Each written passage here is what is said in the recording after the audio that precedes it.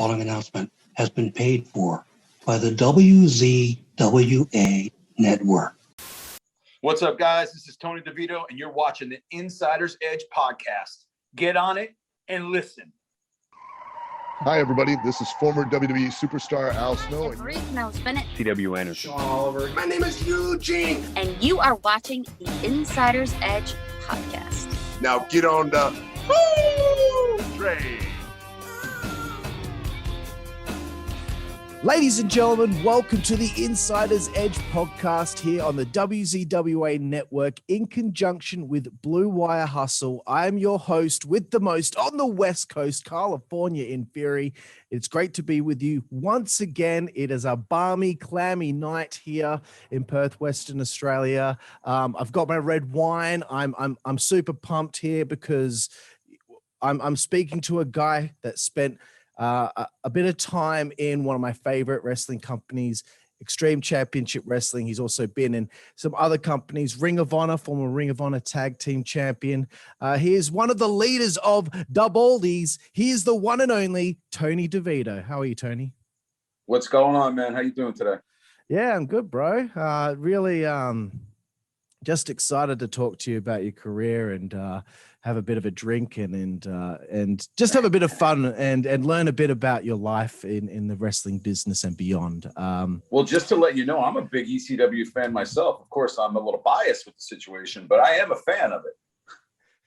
I should hope so. Yeah, after all, you spent some time there, made a name for yourself there, and I guess the journey to getting there is the exciting bit for me to learn about. And it always starts right at the beginning here on the show. Tony DeVito, how did you become a wrestling fan when you were a young man? It's the same story basically that every guy has for the most part, probably. A friend of mine brought a wrestling magazine into school one day. I think it was in 6th grade at that point. And Jimmy Snook is on the cover with Captain Lou, and Jimmy's hair is all crazy and wild. And, that's the first time I ever saw that. And then flipping through the channels, of course, I just found it on TV one day. And, I remembered Snooka and looking all crazy and bug-eyed. And I said, man, let me watch this. And I started watching it, and I was hooked. And that was it. That's all it took. Yeah, it's very similar stories to a lot of people. Yeah. They just see it for the first. Same thing with me. As soon as I saw it, I couldn't take my eyes off it. I was mesmerized. I thought it was unbelievable what I was witnessing. It's just so mind-blowing for a child or, a teenager to see something like that. Right. So I guess, you're a young man when you become a wrestling fan. As time wears on, you get through high school, etc. At what point did you think to yourself, okay, I got to get into this business? Right from the moment I saw it. So 12 years old, that's when I knew I was going to be a wrestler. That's great, man. I remember my grandmother, my aunts, uncles, grandfather, what are you going to do when you grow up? I'm going to be a pro wrestler. And they all laughed at me. They all thought it was funny. They didn't know what it was really, probably, but that's what I used to get back then. But I knew right from that time I was going to wrestle. I was a huge fan. I told you it had me. That was it. That was it. I joined. So when I got to 7th grade, I saw by the gym they were posting, wrestling tryouts, and, come join the wrestling team. And I said, well, shit, can we curse on here? Yeah. I said, well, shit, I'm going to be a pro wrestler. So I'm going to join the wrestling team because it's got to get me ready for pro wrestling. And that was the thought I had. And that's what I did. Little did I know, amateur wrestling is one of the greatest sports in the world. And I don't care what anyone says. It's a great fucking sport. I love it. And I'm so glad I found that because of pro wrestling. But, I only did it because I figured, like I said, this would be perfect training to start pro wrestling. I knew they were totally different. I know I wasn't doing pile drivers out there on the mat, but I figured it could help me at somehow, some way. And it definitely did. Absolutely. What you learn in doing that sport, amateur wrestling, that helps a lot. But also when you're trying to get into the actual wrestling business, the pro wrestling business, when they find out that you did do amateur wrestling, that's kind of like a little bit of a notch on the belt, and they see you as a little bit more legit. It is because they look at you like a shooter almost. You're like, oh, this guy's a shooter. At least he can get in there. He can handle himself, and they do look at it like that. Not anymore, but they did back then. No, definitely not anymore. It's a different business now, that's for sure. Totally. But, Yeah, totally. That's another show, probably. I could go on about it all day, but after you do the amateur wrestling, the point comes where, from my research, you're trained by David Schultz. That's right. Absolute legend. Good research there, kid. Thanks, buddy. So, how did you come to meet David, and what was training like with him? So, a friend of mine I met throughout high school, he loved pro wrestling too. And he wanted to do it also. He's like, I'm going to train too. So he was out at the club one night. He ran into another guy that was bouncing at the point, and he was being trained by Schultz. So my buddy talked to him, and I didn't go out to the bars. I had a kid by this time. So I just had a baby at that point, my wife. Wow. And so I wasn't going out at those points, But anyway, he went out, he found, he met this dude, he found out about it. We drove up there and for a tryout, and that was it. Like I said, I knew at 12 I was doing this, but I got in that ring and worked out, and that was it, man. So, and it just happened to be Dr. D. David Schultz. That was the trainer at that point.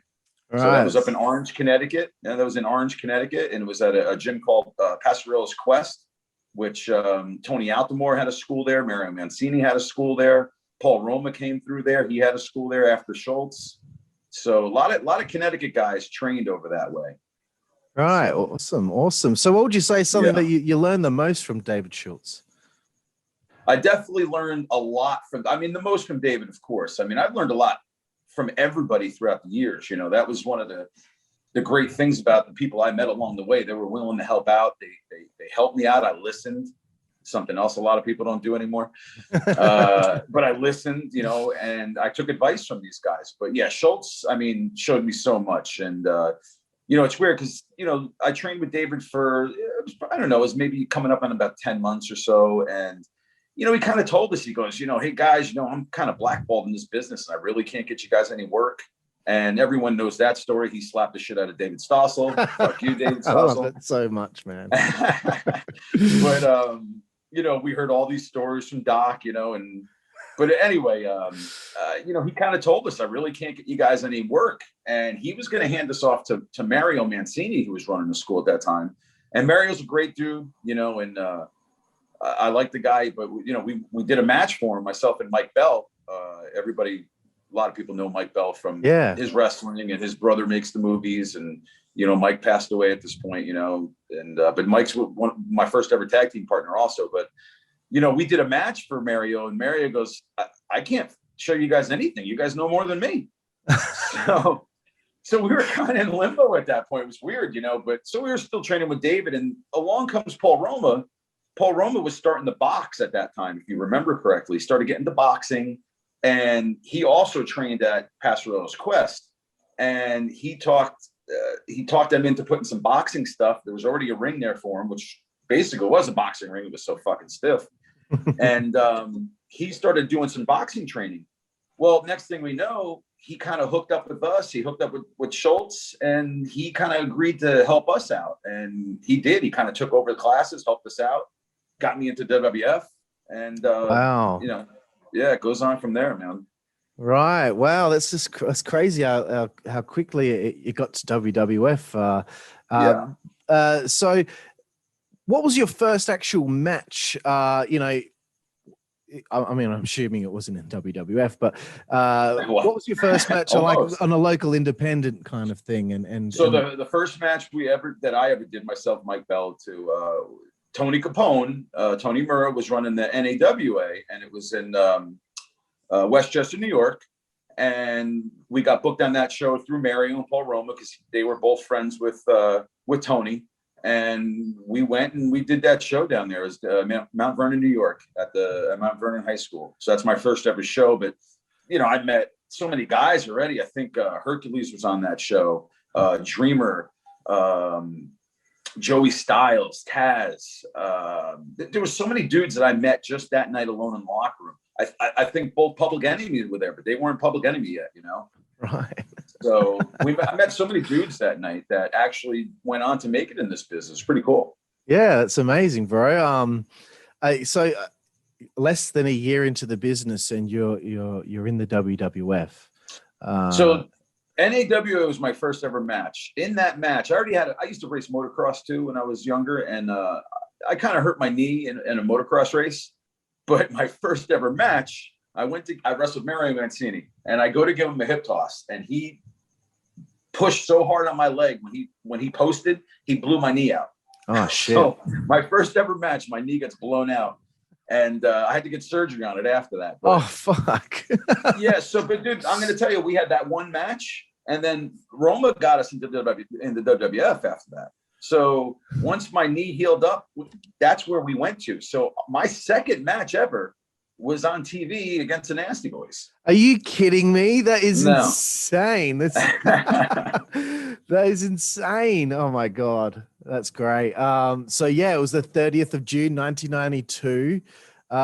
Yourself and Tony, I don't know if I could pronounce his surname, Ulysses, take on the that Nasty was my Boys. Partner? Yeah. That was my partner? I don't even remember, to be honest with you. I have no clue. It says that the match went 45 seconds, but that's probably true. But working with the Nasty I didn't Boys, take the pit stop. That's all I know. Oh, thank God for that. Thank God for that. Thank God. But how were the Nasties? I mean, I know it was quite short, but they didn't take too much advantage of you. Not too much advantage. They were definitely stiff, but they weren't stiff in a bad way. But I wasn't expecting that. Like I was expecting, we all don't try to stiff each other. The only guys I really worked with were the guys I trained with. So I get in a match with them, and it wasn't bad, but they're flipping the forearms at you, and man, they were connecting, and I was just like, "Whoa, what the fuck's going on here?" But oh, shit. But it's all good, we came back. I thanked those guys. I never say nothing to them about it because I figured it's my first, that's my second match ever. I'm on TV. Yeah, fuck it. That's just what it is, man. That's why you keep your mouth shut. Yeah. No, I've learned through a lot of interviews that we've done that keeping it zipped is that's it, man. Is probably the best idea because whenever someone has opened their mouth, all of a sudden they're off TV or and they didn't hurt me. It just took me off guard. It was just a little stiff, and I was just like, whoa, I thought this wasn't supposed to happen. But I love that style now. Just so you know, that's me all day long. I'm a little stiff. Excellent, bro. Excellent. And for those playing at home, that was on WWF Wrestling Challenge in Broome County Veterans Memorial Arena in Binghamton, New York. Wow. See, I don't even know that. That's awesome. That's the nerd coming out of me. I'd like all the You're the first person that's ever told me all that. Well, that's I like the fine details, bro. I like to do a deep dive, and I consider myself more thorough than Conrad Thompson. So I'm a big fan of Conrad. He's great, man. He's great. Okay, I'm gonna list off some names here of guys that you work with for the next few years in the WWF. Shawn Michaels, the Steiners, Kurt Hennig, Razor Ramon, Lex Luger, the 1-2-3 Kid, Bigelow, Undertaker, many more on Raw, Superstars, and Wrestling Challenge. What did you learn most during this time as I guess you would say an enhancement talent? Yeah, I mean, we were definitely enhancement talent at that point. But the best thing about it, dude, a lot of people, somebody sent me a message here. Hold on. A lot of people talk a lot of shit on enhancement guys, a lot of shit about the jobbers. But I'll tell you what, man, I wouldn't have changed anything. I learned so much from, dude, when we were there for a little bit. Once guys started getting to know us, they wanted to work with us because we were decent at what we did. We helped put them over. They liked us. So Shawn Michaels, Scott Hall, those are the two, and 1-2-3 Kid actually too, but he came a little later. But those guys took us under their wing, dude. Those guys talked to us. They told us how to do things. Scott Hall the most. Scott he was great. Skinner actually was the first guy that ever said something to us, ever gave us some advice, and that was awesome too. We'll never forget that. But the two guys that actually helped us out like that were those two guys, and Scott was the best at it. Me and Mike used to do this thing. We'd tag, and we'd high five in the ring. We'd be a tag team. We'd high five, come down, we'd point to the camera. And Scott's like, "That's fucking awesome." Scott's like, "That is yours. However long that camera's on you, you take advantage of that. That's your time. You do that."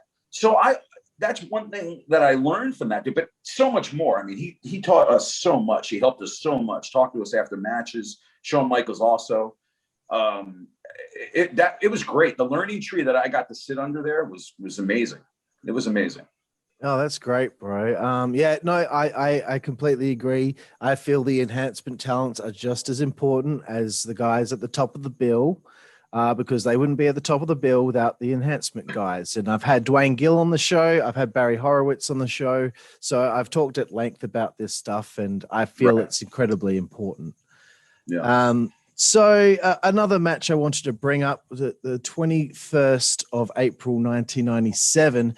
It is a dark match, but it's also, again, at the Broome County Arena in Binghamton, New York. You take on Rocky Maivia for the Intercontinental Championship. Any memories of that? Because, I mean, come on, that's, he might be the future president one day. You know what's great about that? I was probably one of his first ever matches up there, I would say. TV matches. I'm sure he's had a bunch of other stuff, but I think was it TV? You said it was dark. From my research, it said it was dark, but I might be wrong. Yeah, I don't know either, but I think I was one of the first matches that he had up that way. So it was cool, but like he was Rocky Johnson's son, he's High Chief, the grandkid and all that. So that was cool. The legacy that he was involved with, plus all the Samoans. So it was cool. But at that point, I mean, he wasn't The Rock, you know what I mean? He was just Rocky Maivia. He was this blue chipper that was, and it just. Okay, he was still at that point. I don't remember much about me and him talking about the match. I don't remember much about that because, none of us knew he was going to be, The Rock, and he was going to be the star that he is at this point. But, and not that it was blown off by any means, but it was, like I said, it was kind of like a thing. We just went out and did it, but it was cool knowing where his legacy led him to. So it's definitely cool that I was one of the first guys there to do some stuff with him, which was cool. Absolutely, bro. And you're on and off with the WWF. Well, not on and off, but you're there for many years. I mean, like 4 or 5 years. Yeah. And I just found that interesting. That enhancement talent there for years. Were there any conversations about maybe putting some sort of gimmick on you and giving you a little bit more of a push on TV, or was this strictly kind of just your enhancement and that's it? Yeah, unfortunately, I think that's basically what it was. There was a time where Tony Garea was basically our agent throughout the whole time. Tony's awesome, dude. I love that fucking guy. But, there was a point where Tony Garea called us up and he goes, I need you guys to get your passports. He goes, we're taking you guys on the road with us it's supposed to be for a good amount of time, like a 2-month, loop that we were going to end up doing, breaks in between, of course. And we were supposed to go on the road and start working, which I think would have helped us out a lot. I think the office could have, said, wow, these guys actually, not only can they get their asses kicked, but they can actually work. And that would have been a really cool thing to get. And Tony had us booked for it. And we were going to put masks on. And for whatever reason, it didn't happen. It got canceled. And but we were supposed to work with the guns, with the smoking guns, which would have been awesome. Working a whole loop around with those guys. Because first, those guys loved working with us. We had a great time working with them. And I was one of the only guys that could take their finish at that point. Right. Remember, they used to do that backdrop into the pile driver. All right. Yeah. So if you remember what they call it, the revolver or some shit. Something but like the that, point is, nobody could take that move. So here I come along. I could take that move every single time. They loved it. Right. So I guess what you're saying here is when you're working these TVs, you're going to have the match end in 3-4 minutes. But if you do these loops, you're going to be given more time to actually show your shit and what you can do. Yeah, you're doing 10-15 minutes. We'd probably be the opener, which who cares? That's awesome at that point. Go do a house show for them, open up a match. That's great, man. I would love doing that. I would love it. And I've done house shows for them, so that was really cool. I've done a few house shows, a bunch of dark matches. So I kind of got that, I kind of got some of that. But man, going on the road and traveling with them like that would have been awesome. Awesome, bro. So Where does it get to a point where you feel like, okay, maybe it's time to move on? Was it their decision that they just stopped bringing you in, or did you decide I've got to try and do something else?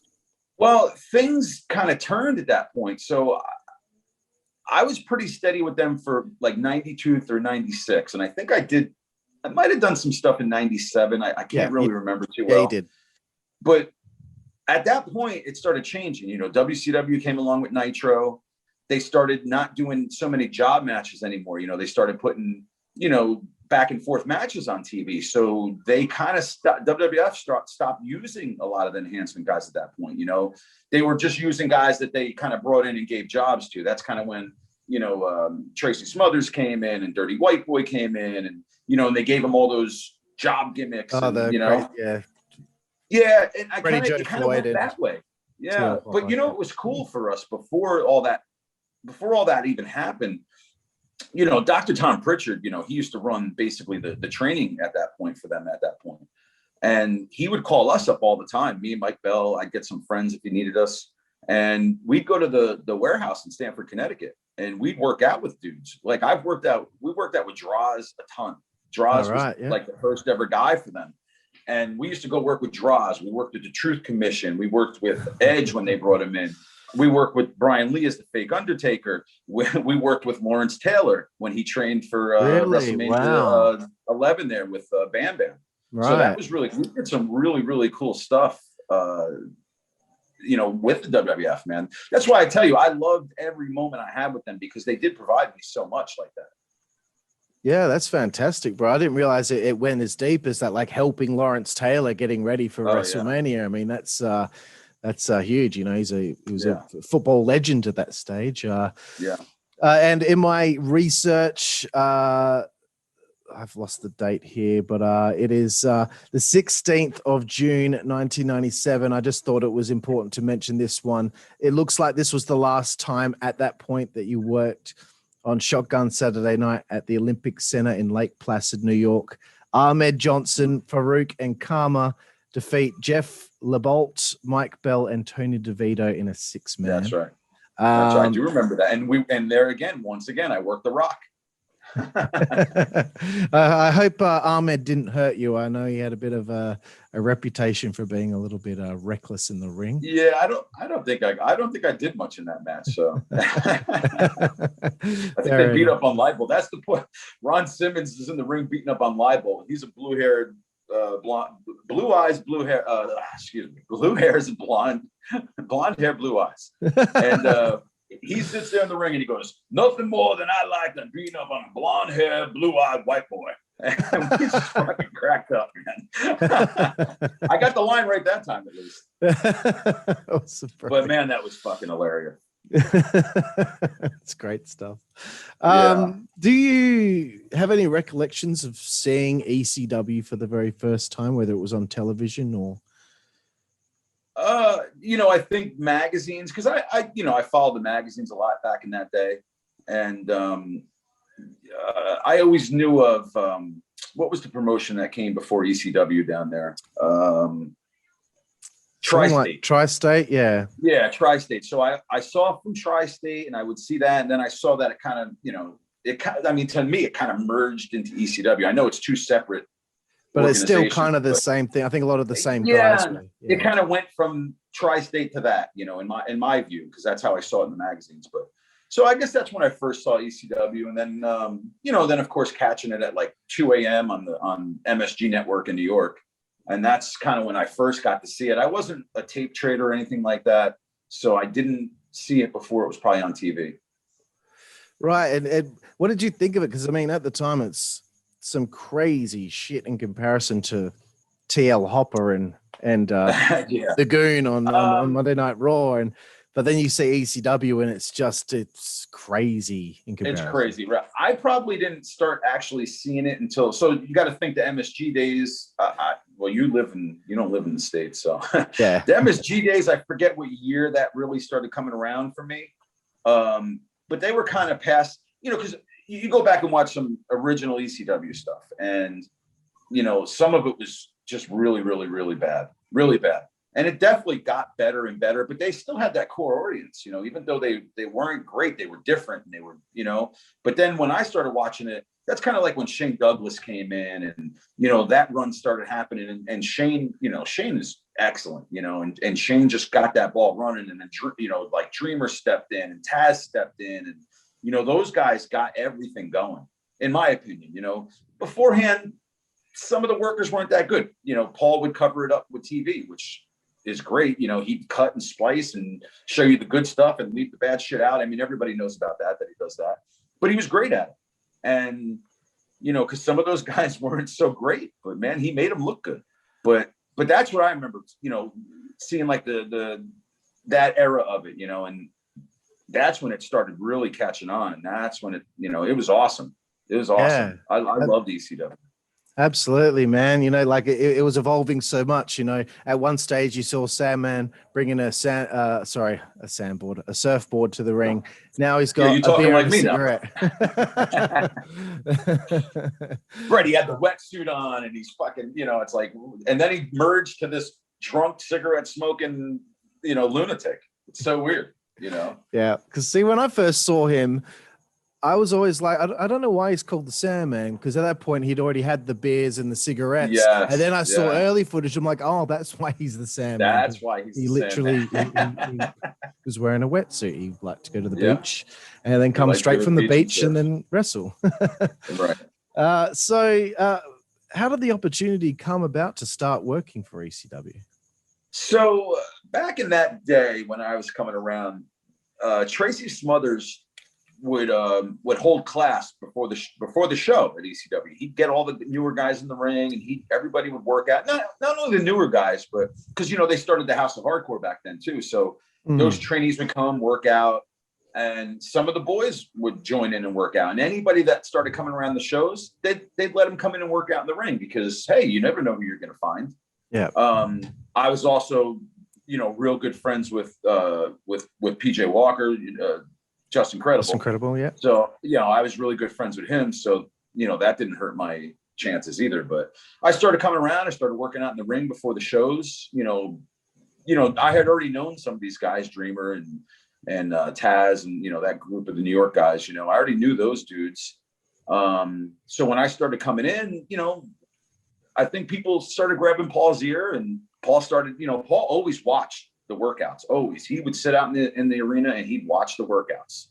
And I think that I just started impressing Paul at that point. And when I started coming, and originally I was like 285 also. And they saw me within 3 months, I lost 85 pounds. I was down to 200 pounds.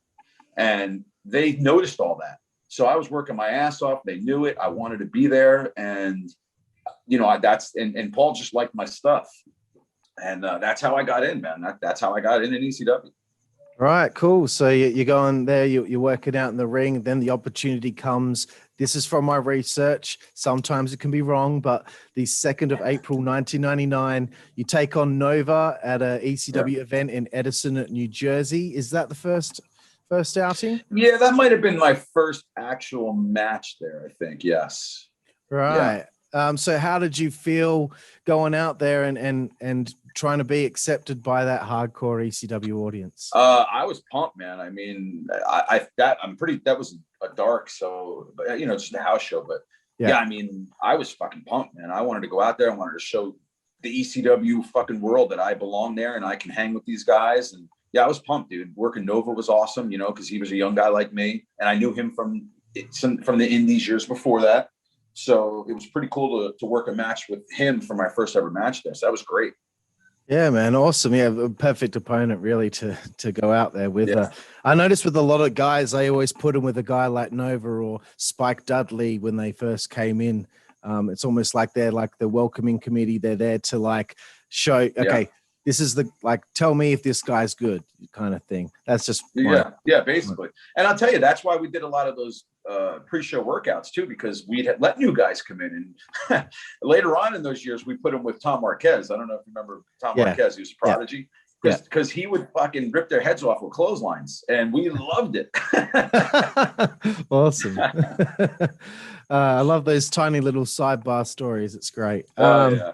So how did you feel that because sometimes the ECW audience can be like, who the fuck are you? How do you feel that they gravitated towards you as you're starting to work these house shows? I think a lot of the fans, I think they knew me. If they say they researched me, I think they might have known me because of my WWF days. Not all of them, you know what I'm saying? So at first they might have been like, oh, this dude used to lose on WWF TV.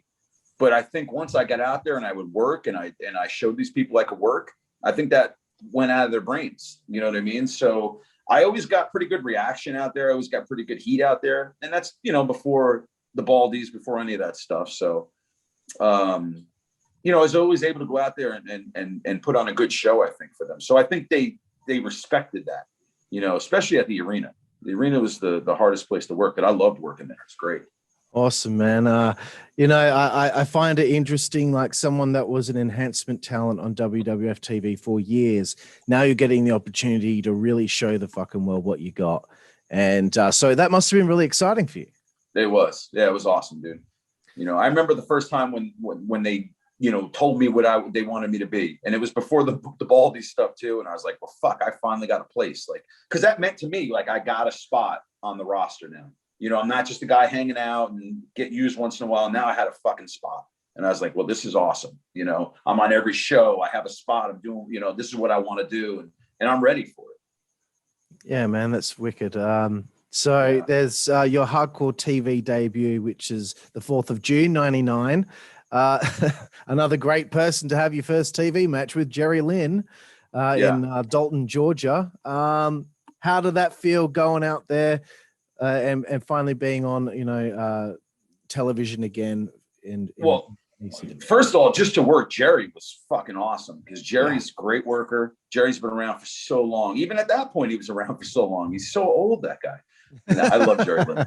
But I mean, working that match with Jerry was fucking great. Now, the thing about that match, that was not taped for TV, but Paul was taping everything at that point. And they told me later on, Paul's like, I'm putting that on TV. Oh, really? Like, they told me before they did it. And I had no idea. That was not supposed to be for TV. So that's the cool thing about that match. Paul liked it so much that he's like, I'm putting this on. And it was I think it's a great match. I still go back and watch that match. I think it was great. Awesome, we clicked well together. He's a great worker, Jerry. So I was so pumped for that match. But then to learn it was going on TV, I was like, fuck yeah. That's great. I noticed that you worked a lot of house shows teaming with Simon Diamond, and I believe it's Anarchy Rules 99 where you two team up. Was there an idea in place for you and Simon to maybe be doing something together in the foreseeable future? Were they testing the waters with that, and but then maybe changed their mind later on? What was going on there? I think that was all Tommy. And I think Tommy kind of liked a bunch of us and kind of said, well, how can I get all these guys to do something?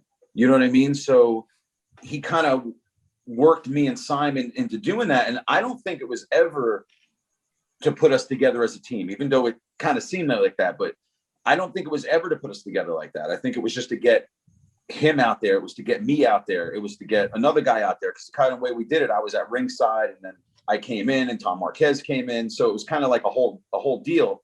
But we had been doing that match around the loop too. So we had been doing that match for a while. And then Tommy pushed to get that match on TV. On pay-per-view. Right. So, and that's what ended up happening. And I think it was Anarchy Rules that we did that one. Yeah. And so Tommy really pushed for that. So when we knew it was going to pay-per-view, we were excited, man, because we had a great match worked out. It was a great fucking match. And Chris Chetty got hurt at the pay-per-view. Was that the match he got hurt? Shit. Yeah, that's when he got hurt, man. He did the moonsault, landed, and his back went out. Back went out. So, and that's why it ended up with New Jack coming out and plundering everybody because that was it, man. Chris was fucking hurt, and that sucked. It sucked for Chris, sucked for everybody. But I love that dude too, man. Chris Chetty's one of my all-time favorites, man. I'm glad he was okay, and went on from there. So that's really interesting that you say that New Jack was sent out there. I guess that's always the plan B. Okay, this match can't finish, so let's just hit New Jack's theme and get him out there and whoop some ass, and people won't even realize that the match. No, that exactly. They don't even realize it. They just think that was part of it. So right, yeah. Well, I think some other companies out there need to think of a plan B when things go wrong, especially recently. I could be that guy. They could just send me out to beat people up. I'd love it. So I noticed it's the very next match that you have is 4 days later, 23rd of the 9th, 1999. Yourself and Rod Price face Angel and Vito in a tag team match in Grand Rapids, Michigan. Really? Yes. It went to a no contest. I guess maybe New Jack was sent out there again. I'm not sure, but I don't think so though. But I don't even remember that. No. Well, that's on this website that I found your well, it's probably on, true. I just don't fucking remember. Fair enough. But like, well, considering that the four of us became the Baldies, yeah, maybe they're watching the match and they're like, maybe we should put these guys together. Yeah. But yeah, it's only 7 days later after that where yourself, Angel, and Vito face the Dups in Asheville, North Carolina. I'm sorry, I'm wrong. It's in Spartanburg, South Carolina. And it's referenced as that you're called the Baldies at this stage. It's just a house show though, so you haven't made your TV debut yet. But this brings me to my next question. Were there any other early ideas of what to do with you or what gimmick you might have before any idea of the Baldies came to be? So I used to dress in kind of similar to what I do at this point, but I wore like, black fucking gym shorts and with the Adidas stripe on it. And I just wore this heavy metal band t-shirt that actually was a band in the area of New York I grew up in. So I said, well, fuck, I'll represent these dudes and I'll wear their shirt. And they were like a hardcore metal band. It's not really my style of music, but I said, fuck it. They come from my area. I'll promote them too. And I started wearing their shirt and Paul. So my first ever gimmick was supposed to be, Tommy comes up to me and he goes, have you ever seen American History X? And I go, no. And he goes, I need you to go watch American History X. And he goes, that's what we want you to be.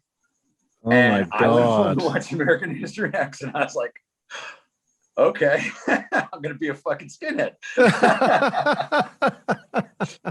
But it was funny because at that time he goes, we want to throw you out there with Bill Wiles. And Bill Wiles kind of had the same kind of look that I had with that. And they put us together and Bill was kind of more like a manager at that point. And I started being what I thought they wanted me to be. I didn't really have a big clue of what to do. Like, I'm not a skinhead, so I'm not act that way.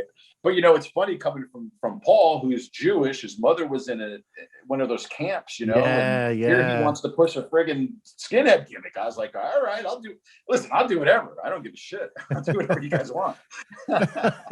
So that was what they originally told me. And I would assume somebody like Joey Styles probably said, hey, Paul, you can't push a skinhead on TV.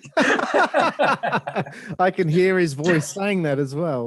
Yeah, because I know that's Joey was the voice of reason. You know what I'm saying? Joey's the voice of reason. So I think, and it wasn't too far after that we actually became the Baldies with a bunch of other guys, because Angel, it's weird because they tried to do something with Angel separately. They tried to do something with Big Vito separately.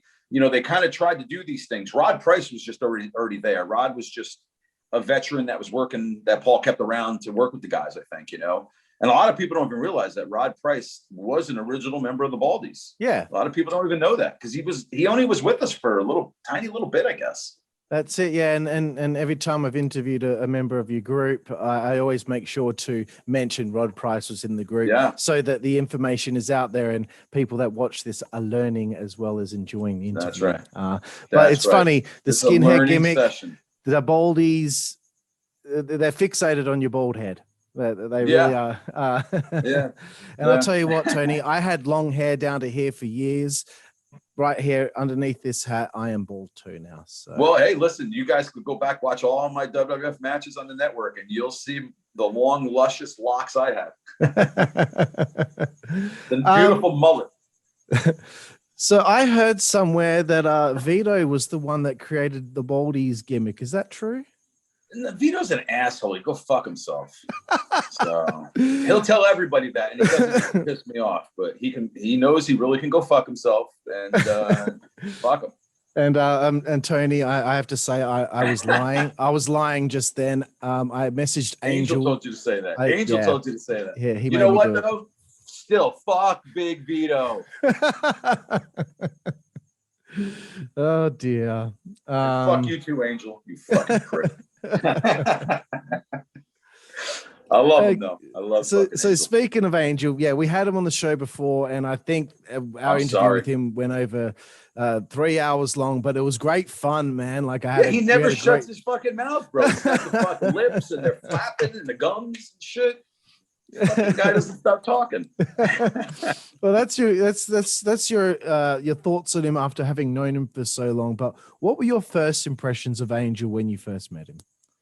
I met Angel probably on a couple of indie shows at some point, and I don't really remember him too much before really meeting him in ECW. But I think we actually got along pretty good right from the beginning. We were kind of both in a similar situation. He knew Devon Dudley. I knew Just Incredible. We're both trying to get in. We both had the same kind of journey along the way. We both came in right around that same time. So me and Angel always got along. We're totally he's from New York City. I'm from upstate New York, which I lie and tell people I'm from New York City, which is not fucking true. But, we're so different people in a way, but we've got along real well. And I don't know if any of that was part of putting us all together or not. I have no idea. I never really asked that question before. So they put me somewhere. That's awesome. I got a fucking spot. I don't care how it happened. Yeah, man. That's cool, bro. Yeah. So, okay, the Baldies eventually come in, and it's like a house of fire, man. And it seems like, gosh, Paul and I guess Tommy, they're both kind of, the creative minds behind things. It didn't take very long to just feel like the Baldies were like just a regular part of the episodic television now. It didn't seem like it took too long for it to be established. That was what they were so good at, was that they were good at establishing people straight away. And that's how I felt when I saw you guys come in. So it's you, Angel, Rod Price, Vito, PN News as well. How did you feel from the outset you guys were going when you were put on television?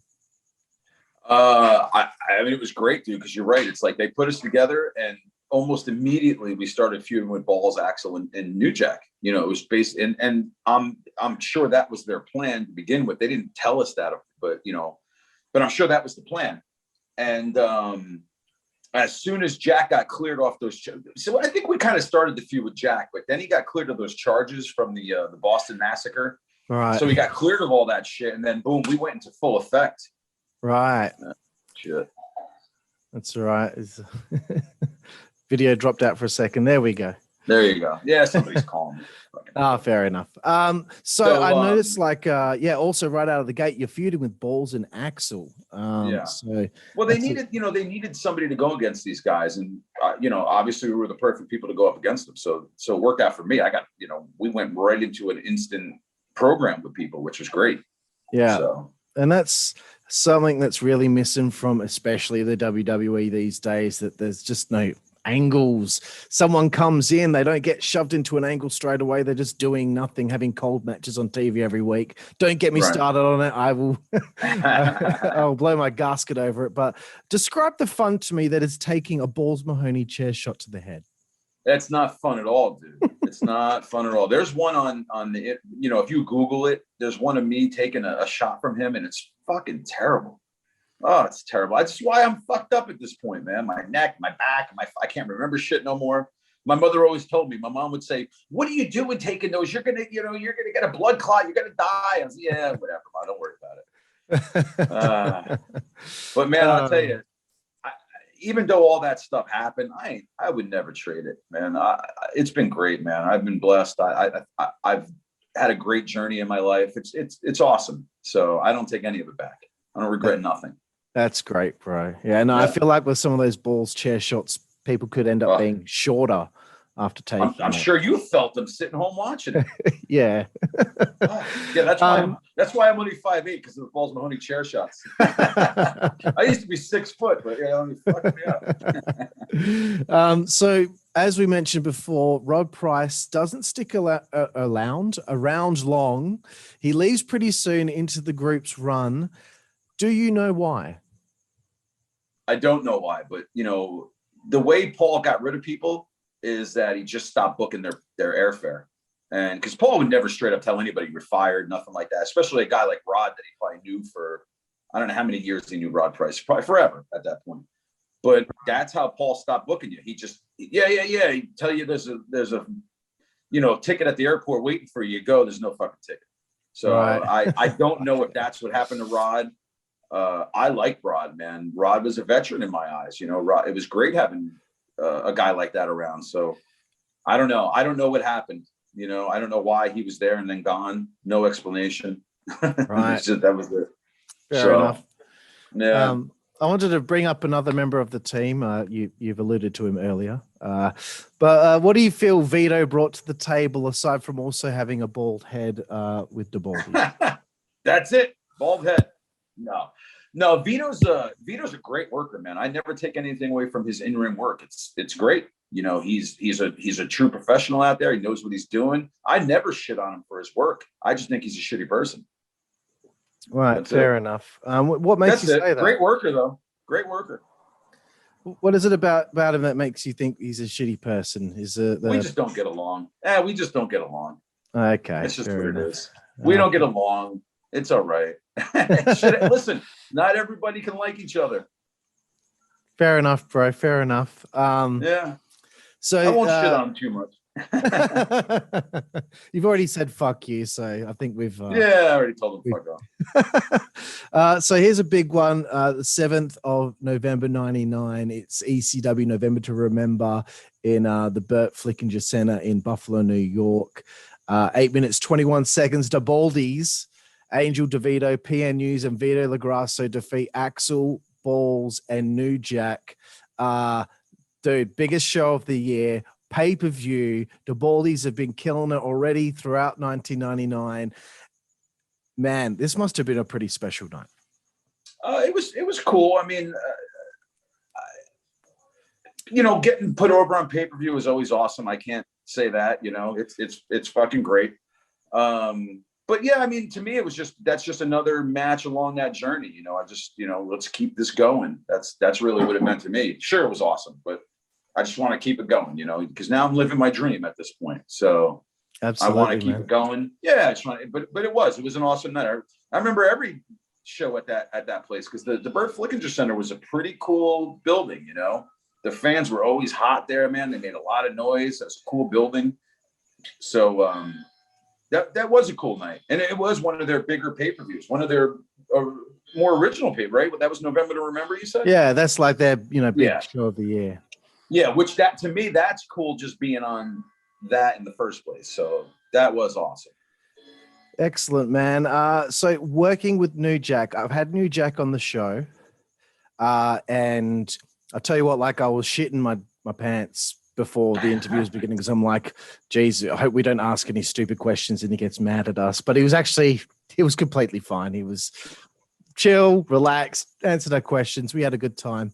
But tell me what it's like working with New Jack, because I know, back then he, from my point of view as a mark, he seemed like he could be quite volatile, and if something goes wrong, then there could be a confrontation very soon afterward. But what was it like working with him?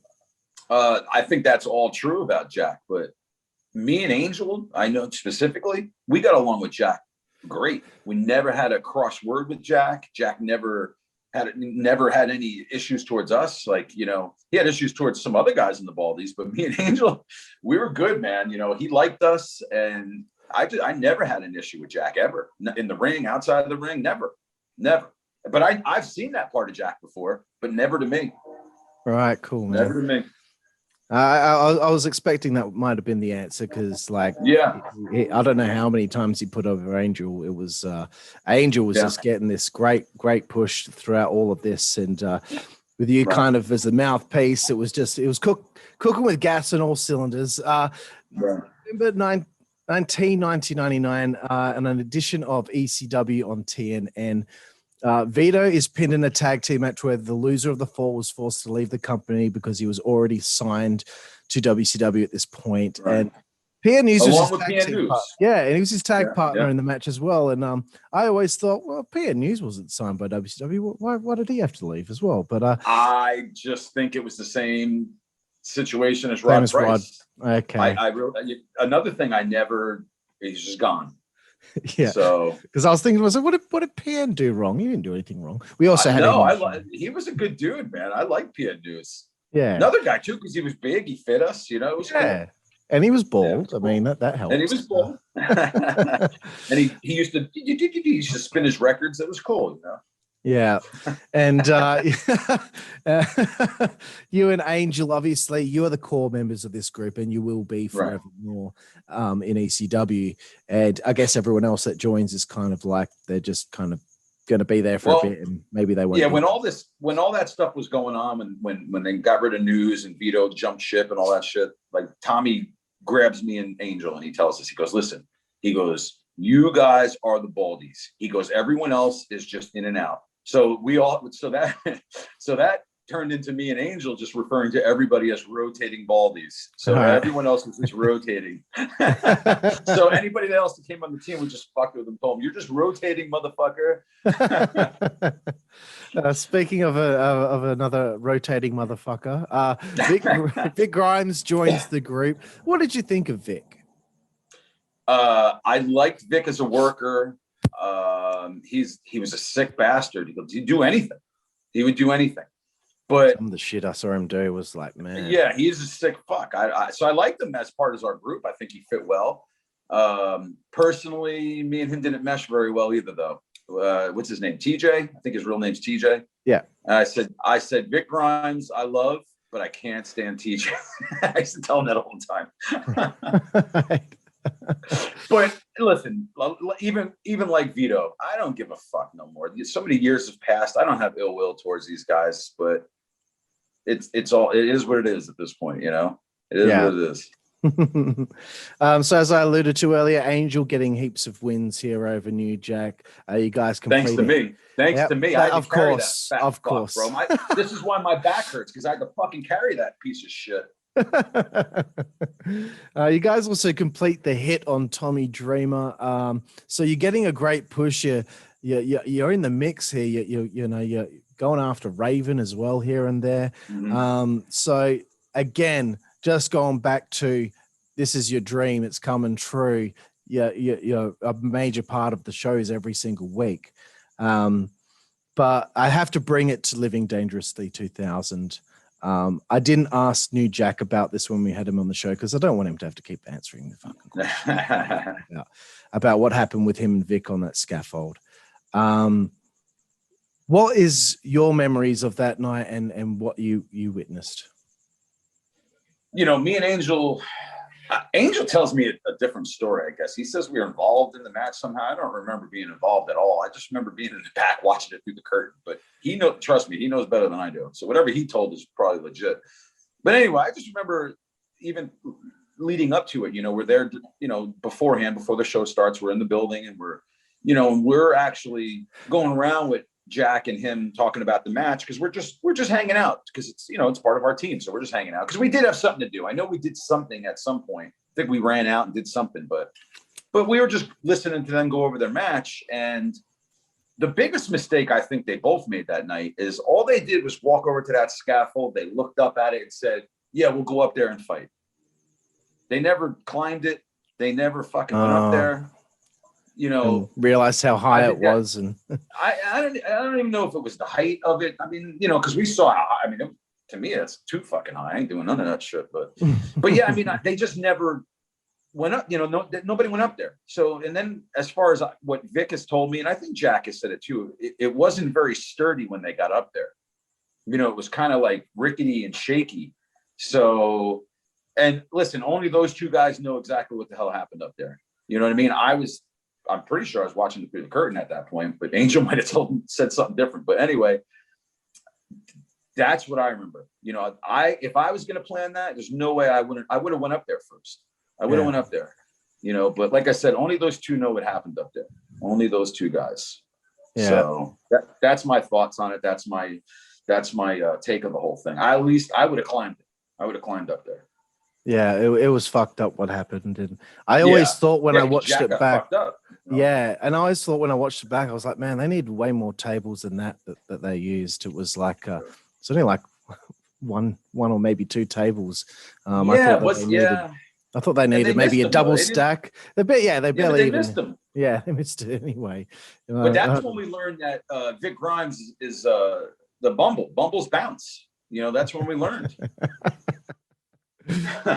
So after this happened, did you ever have a conversation with Vic? Did he feel bad about what happened? Because I know New Jack said in a lot of interviews that that Vic didn't seem to give much of a shit, and he would actually go around. I mean, I don't know how true it might be what New Jack was saying, but he'd go around bragging that he took New Jack out or something like that. That's something that New Jack said in interviews. But did you ever talk to Vic Grimes about the incident and all that? That's the part about Vic that I didn't like, because that's when I think TJ came out, and it wasn't Vic Grimes anymore. You know what I'm saying? But he didn't say any of that stuff to me or Angel. He never went around bragging. I think he felt bad as far as I saw. I think that he felt bad that the whole incident went down the way it went down, no matter whose fault it could have been or it was. I think he legit felt bad. But I also could see him walking around town, because the mark in him would say to people, I took New Jack out. You know what I'm saying? And, that's the wrong way to go with something like that. Jack legit got fucked up. Yeah. So I don't think he ever reached out to him. And I think that's the one part that maybe Jack's really fucking pissed off about. He never reached out to see if he was okay. So. Fuck, I don't know. It's just, I don't know what he's thinking, man. It's like, I don't know why he accepted having the rematch in XPW years later. He's a fucking moron. What the fuck are you thinking? I wasn't even planning on asking about this, but you must have heard at some point, oh my God, apparently Jack and Vic had a fucking scaffold match in XPW and Vic nearly fucking died. What was your reaction? Jack says, I tried to fucking kill him. That's what Jack tells everybody. I'm sure he said it on your show. Yeah. So, I tried to fucking kill him. Jack would tell us, he's like, I'm going to fuck this. Like, even after, when Jack finally came back to ECW after he was healed, he told us, I'm going to fucking kill him. So we would try to keep him away from him a little bit. As much as I don't want to see Vic die, so we try to protect him a little bit, But we knew if Jack got his hands on him, he was going to fuck him up out there. It just happened to happen in XPW years later. Yeah, I guess the writing was on the wall with Vic after that, maybe, because he didn't stick around for much longer. He was on a few TVs after that, but I think by the time Jack was back, Vic was taken off TV and maybe not. Yeah, well, back in. Now I know how that happened. Right. Vic lived in California. That was his home in California. He was living in Pennsylvania because if you remember correctly too, he actually was under WWE contract. Oh, of course, that's right. Yeah, he was supposed to be with Albert. Yeah, and that was before NXT and all that stuff. But yeah, he was under contract. They had nowhere to send him, so they sent him to ECW. Right, and he was living in an apartment in Pennsylvania, and he had this little studio apartment. And he told Paul, "Hey, man, I'm going to go back. I'm going to move back to California." Paul said, "Yeah, go, do that, definitely." And that's another one of those things where he just never got another plane ticket. But that one I know legit happened because I talked to Vic about it, and I know that happened. Right. Okay. So well, that was that. Right. Now I know. Now I finally know because I asked everyone else and. News wouldn't have known because he was already gone by that point. But he was gone. Yeah, he wouldn't have known. Yeah. So Angel knows. Angel didn't tell that story. Maybe he did, but he was like our 5th or 6th interview. So like this is going back. You know what? ages. I'm going to tell you why. Because Angel's Plus, a I pussy, drink red that's why. wine on the shows. So.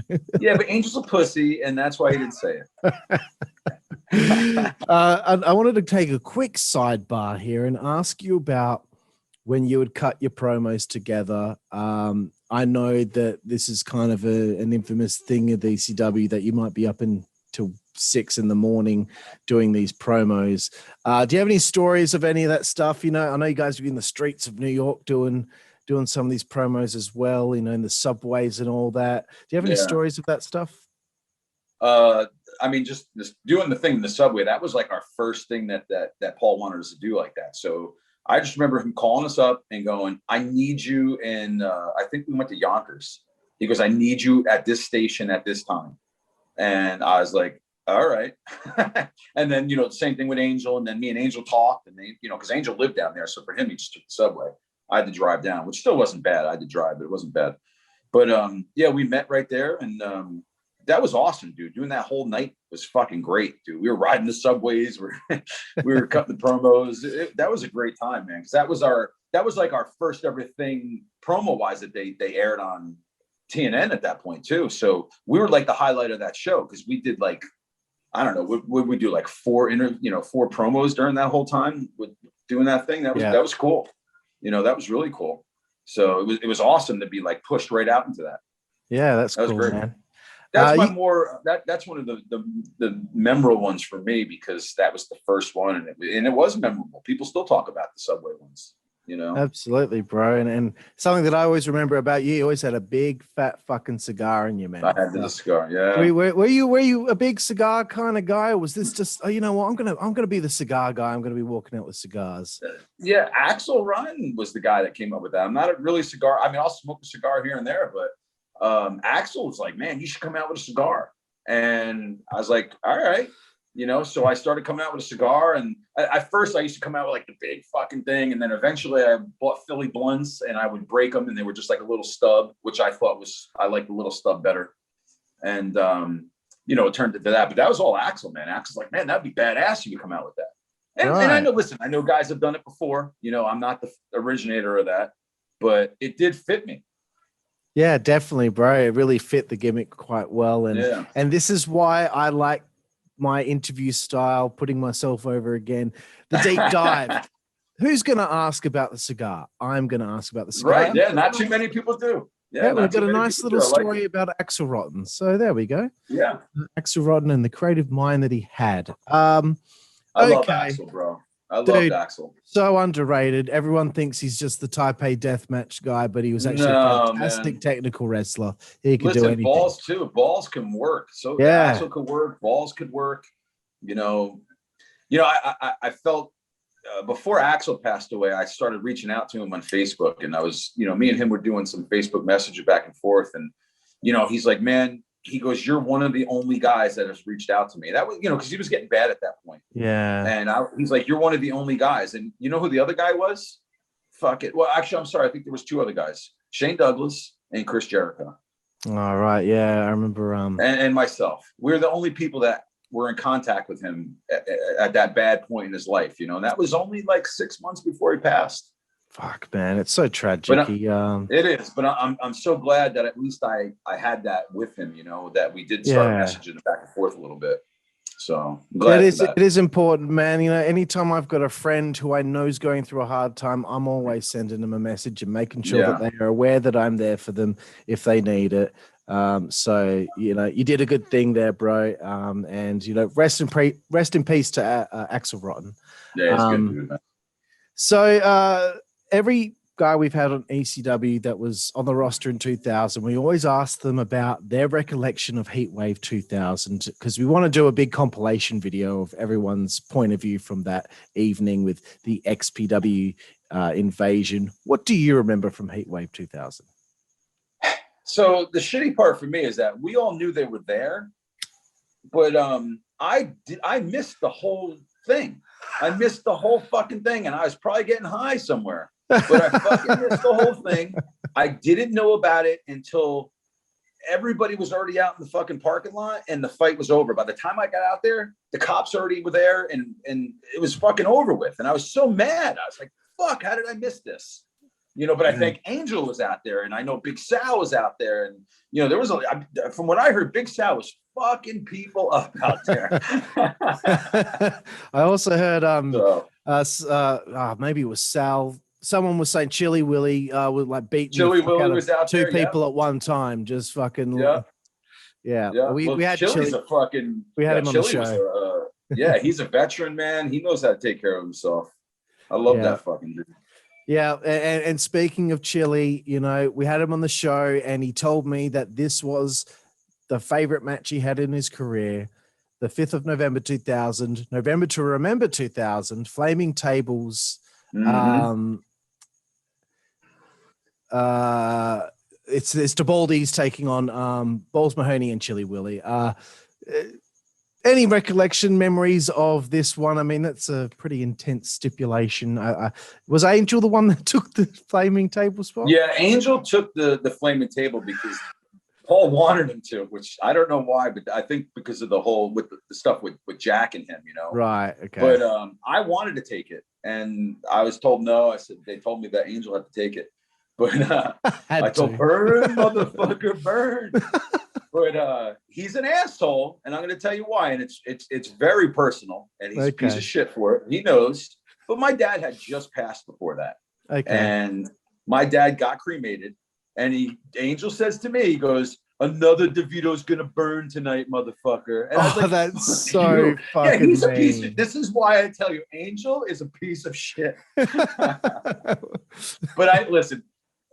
As hard as that, I know that was a loving thing for him to say. As fucked up as it sounds, that's pure love from Angel. Yeah, and I didn't take it any way but love from that fucking guy. Because you guys are so tight that he's able to make a joke like that. Where if it was someone fucking else who said that, what an asshole he is. That is terrible. I'm gonna messaging him after this and saying, "Look, look, you know what, man? I was with you on this rib against Tony about saying that Vito came up with the Baldies, but." Now after you said that, I'm on Team Tony now. I'm Team Tony. That's right. Thank you, bro. At this stage, it's late in 2000 now. Did you know or notice that ECW were having some sort of issues?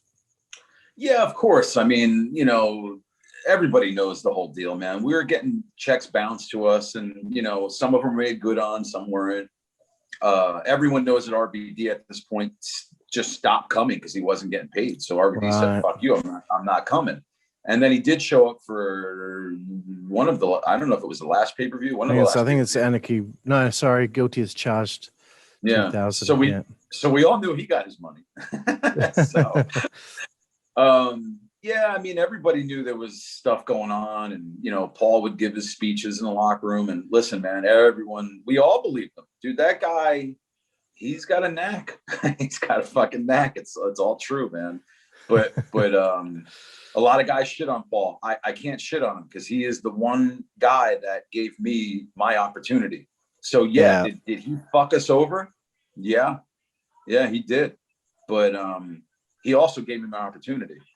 So it sucks. It sucks, And I've seen Paul afterwards, of course. I've seen him. Yeah.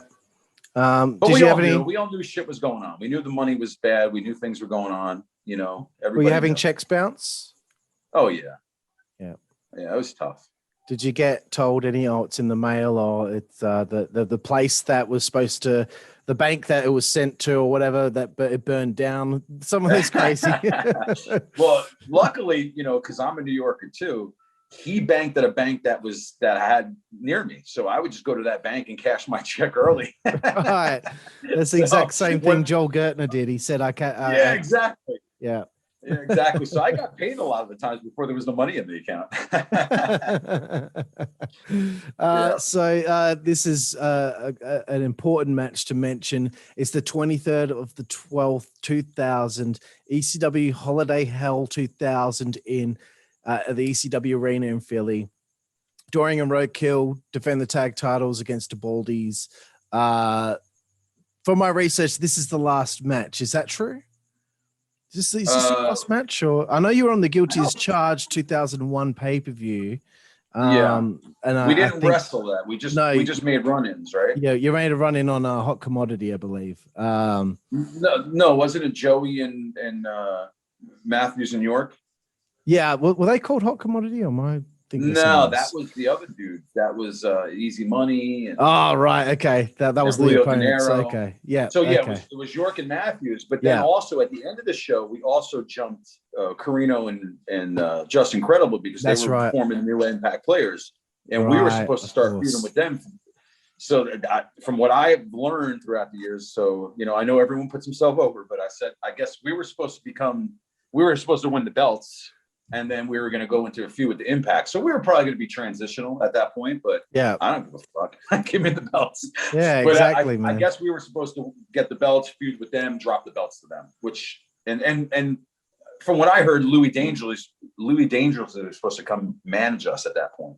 Right. So the things that could have happened would have been cool, but it's coulda, woulda, shoulda, if it was supposed to happen or not. That's just what I've heard from a very reliable source, but who knows? Right. Oh, I got to put myself over somehow. Well, I mean, come on, man. I mean, you guys would have at that point totally deserved to win the belts. Doring and Roadkill, when they won them, they totally deserved them at that point. They put in definitely. So much time and got themselves over to the point where that would make sense. And you guys have done that too. So it's a natural progression that you guys should have won them at some point. So I totally believe that. 22 days later, after this match at Holiday Hell, ECW has its final show in Pine Bluff, Arkansas. Were you there? We were not there at that show. Yeah, we weren't there. I don't know why we weren't at that show. We didn't go. Okay. And how did you find out that ECW was done? I think Tommy called us up and told us that was really the way it happened. Dreamer called up and just said, we're done. I think he called a lot of guys up and said, we're done. It was never from Paul. It wasn't from Paul. Right. So, I've heard that from multiple people. And we didn't know. I mean, we were in lingo for the longest time too. I mean, everything was in lingo at that point. So, and then Tommy finally called us. So this was your dream, right? And you guys are on the cusp of something. And I had this conversation with Alan Funk when he was in WCW and he was getting on pay-per-view and he was starting to get a bit of a push and this is his dream and all of a sudden it's taken away. How did that make you feel? And what was the first thing you did when you realized that you now had to kind of like start over again and find somewhere else to go? I mean, it really sucked, man. I mean, like you said, it was my dream to do this for a living. This is what I wanted to do since I was 11, 12 years old.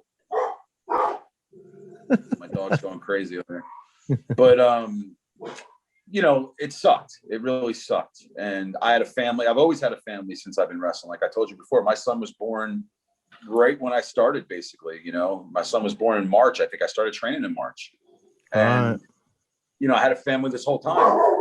And by that time I also had a daughter, and I had to do something. So I knew I went out and got a job. I had a CDL license and I started doing deliveries and I made money that way. And I still wrestled when I could, and I did Ring of Honor, and from there I did a bunch of stuff, but, I had to make a living, I had to make money for my family. So that's what I did. Absolutely, bro. Another question is, how did it feel? You had this big family that ECW was, and now you weren't going to be able to see them all much anymore. How did that make you feel? I mean, you had this routine, I guess, in a way. Yeah. That routine. That sucks too, because it gets ripped away from you also, like you said, it is your family. We all considered each other like that. I still talk to all these guys, I still talk to almost everybody still. So, it sucked, but we all knew too, we're going to see each other at some point. And we all did, of course, the indie shows and, whatever else went on. We all see each other down the road. That always happens. Yeah, that's cool, man. So I don't know if you took any notice of what was going on in WWE at the time, but what did you think of how they handled the invasion angle and that ECW group? Obviously didn't have everyone that it needed to have, but they had, they had some guys, but how do you feel that they handled that at that point? I mean, I guess it was fine. I remember my thoughts exactly. I mean, of course, my thought was me and Angel should be part of this. That's my thought, you know, and it kind of sucks that we were never given that opportunity to be involved in that, you know, but I was happy that at least they were acknowledging it. I know that. I was happy that ECW was still kind of alive in a certain kind of way. Yeah. You know, so. And you might be hopeful at some point, maybe they might just like split it off and bring it back kind of thing, which I will get to. That 100% should have happened. I agree. But after ECW is done, yourself and Angel only teamed together, from my research, maybe I'm wrong, but you only teamed together one more time afterward. And if I can find my information here, I will be able to pinpoint what I'm talking about. But this is post ECW. And let's see. Okay.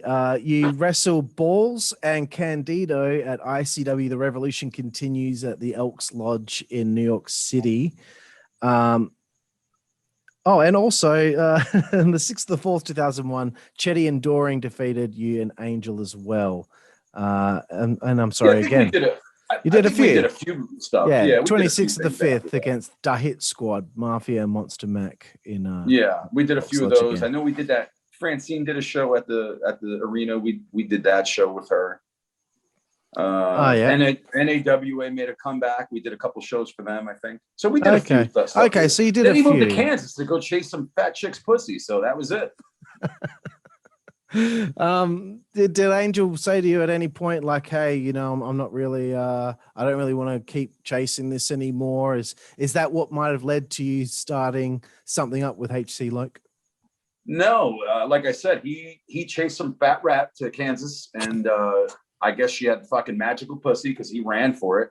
He loves fat girls, by the way. I don't know if you guys know that, but he loved the fatter the better.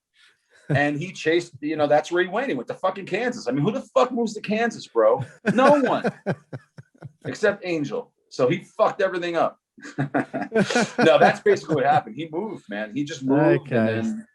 And then when Ring of Honor started, they needed somebody, you know, and you know, it's funny because Loc was already doing Ring of Honor. He was tagging with a guy that I trained, and they tried to put them together, and Gabe saw the guy and was like, look, this fucking guy ain't gonna work. What are you rolling? Just tobacco, bro. Don't get too excited. Fuck that. Tobacco. So I don't know. We're getting into Ring of Honor because I guess I'm going there. We're getting to Ring of Honor, bro. Yeah.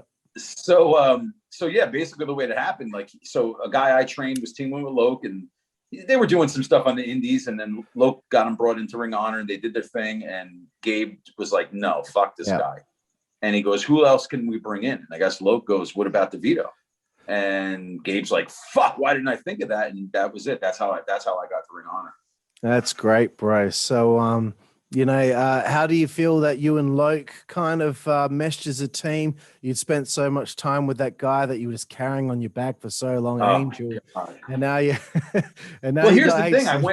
I went from carrying fucking Angel to carrying fucking Loc too. Bro, I am the Shawn Michaels of both of the fucking teams. I'm the Shawn of the Baldies, and I'm the fucking Shawn of the Carnage Crew. It's just the way it is. And they both know it. They're my fucking Martys, and they know it.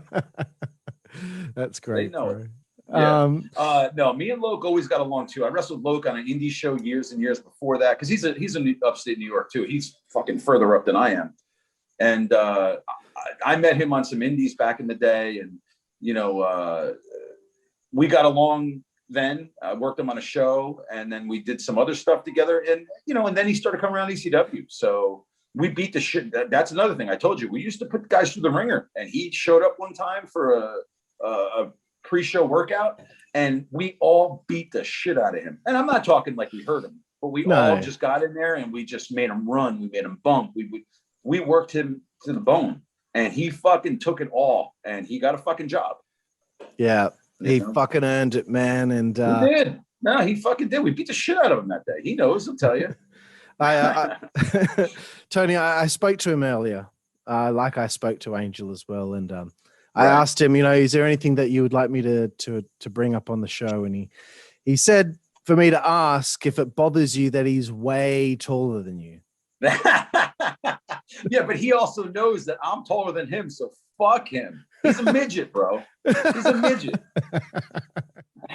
This is fantastic stuff, man. So you're there, like, you know, right at the early stages of Ring of Honor, which is still going today, which is, you know, it's crazy that ECW was over in like, what, you know, 10 years. Eastern starts in 92 and it ends in 2001, but if you count Tri-State a bit longer, but you know, something, you know, that was known as the big third company in the world at the time and close to being the second one.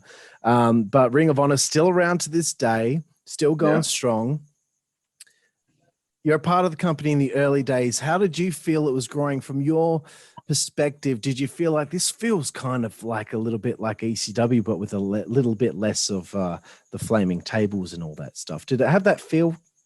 No, definitely did, man. Like my first show there, at the rec center, Murphy Rec Center right there in Philly.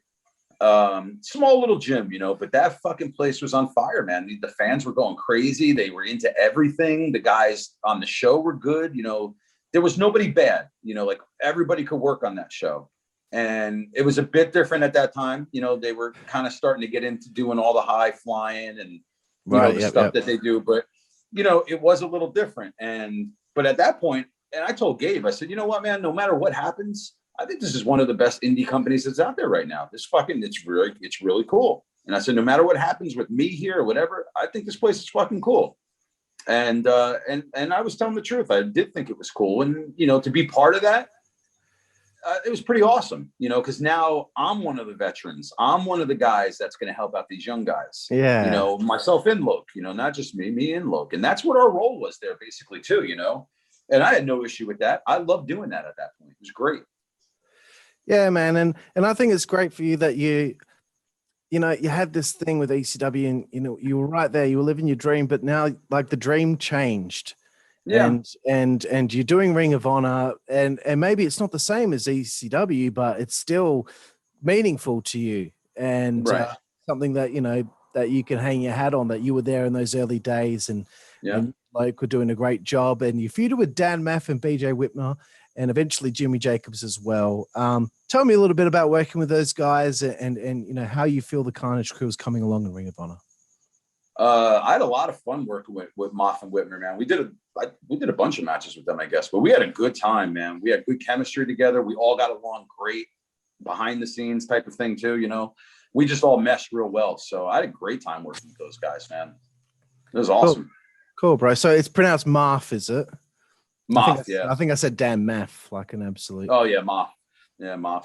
Yeah, in Australia, different words are pronounced differently. Yeah, well, you know what it is? He used to be, when they were the Hit Squad, it was Mafia and Demac. Or no, what the fuck was his name? Willie Mac? No, something Mac? Huh? Yeah.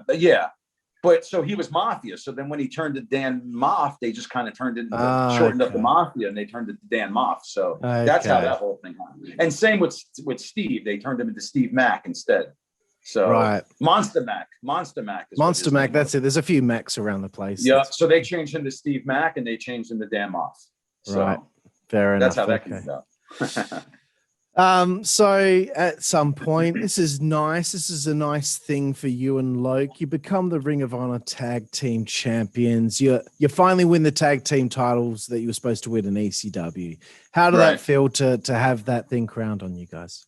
I thought it was awesome, dude. You know, it happened in New York City, which was fucking cool for me. And it was awesome. You know, it was awesome. I think it was deserved on our part. You know, no matter what some of them fans might think, I think it was deserved for us. I mean, listen, we were part of the leaders of that locker room, you know, and maybe we don't get credit for that because people overlook us because there was people like Samoa Joe and AJ Styles and CM Punk and, you know, some guys that went on to make really big names of themselves, you know, and I love all those guys. It's fucking awesome for them, you know? Yeah. I was in a different mindset at that point, you know, like I had a real job. I was working Ring of Honor because I still love wrestling and I wanted to try to help a company out. And, you know, I think we deserve those belts, you know, I really do. I agree, bro. And another big match that I wanted to bring up, December 7th, 2002, Night of the Butcher. You both work Abdullah and Homicide in a tag team match. I didn't work Abdullah.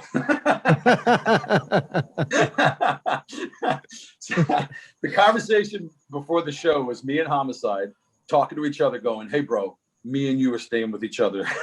I said, "Loc, we're gonna feed Loc to Abdullah." Great stuff. Well, I'm sure Loc told the story, right? Yeah, Loc he did. Yeah, can't get color. I don't know what the fuck his problem is, but he can't get color. So he told Abby, he thought, "Yeah, I'll just tell Abby to get the color for me." I mean, who the fuck tells Abdullah the Butcher to get your color? Fuck you. Fucking Loc. I'm sure he told that story. He did tell the story. It's yeah, a great one. Yeah. But I wanted to bring that up because I just wanted to see your point of view of it, and it was. Oh yeah, that's my point of view. 100%. Stay away from Abby. I mean, I know I did a couple things with him, but I stayed away for the most part.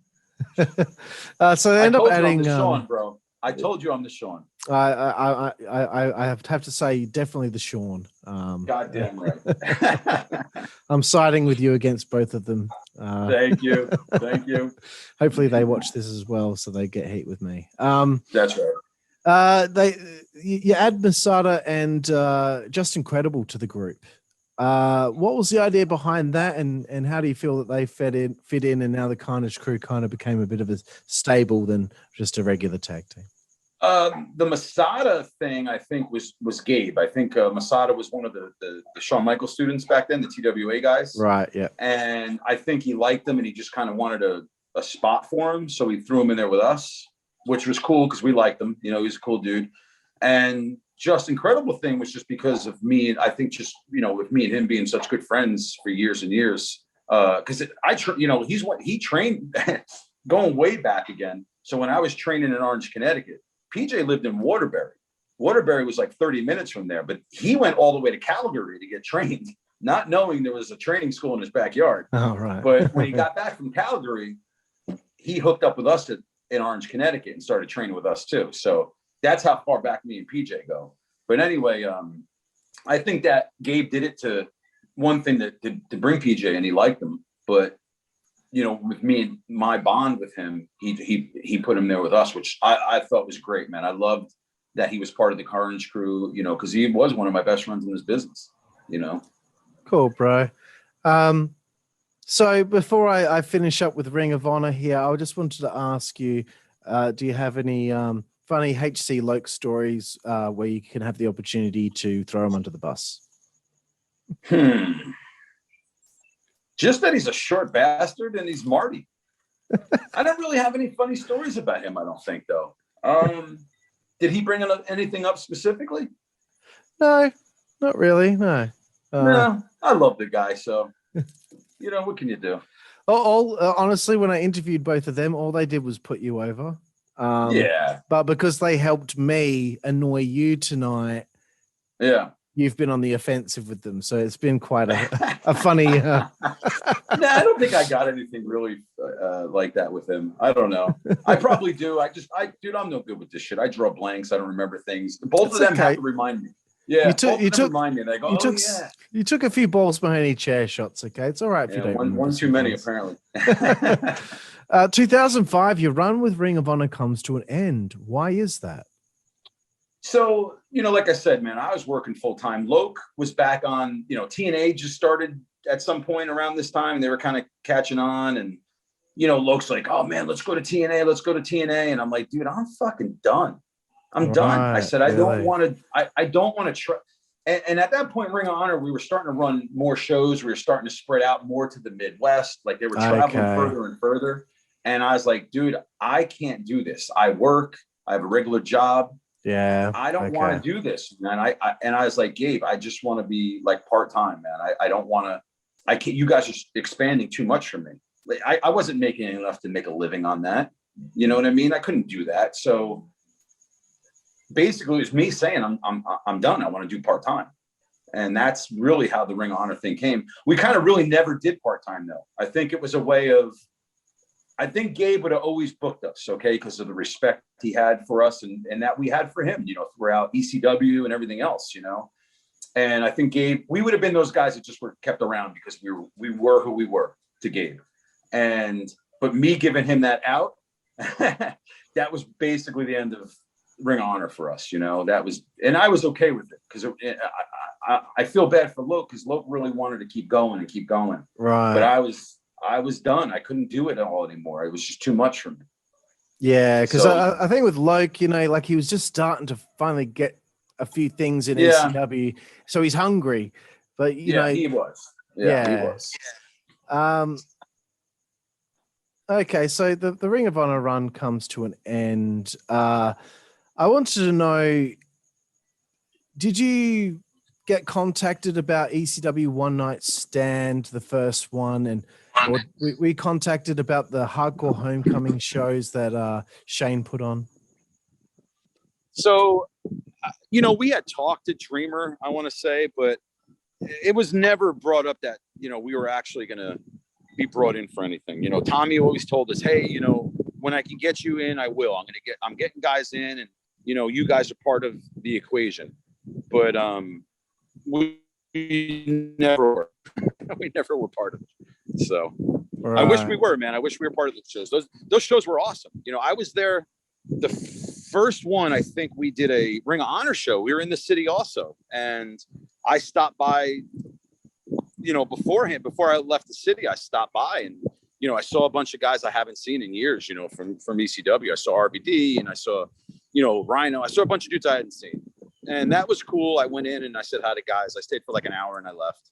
And then I went home and watched it on TV. Right. So fast forwarding to June 20, 2006, it's an episode of, who would have thought that this would happen? It's an episode of ECW on Sci-Fi. Right. You appear as Macho Libre, which is a parody of Jack Black's character, losing to the Sandman in a squash. Where did this opportunity come about for you to do this? I guess Tommy was kind of involved with it and maybe brought you in to do something?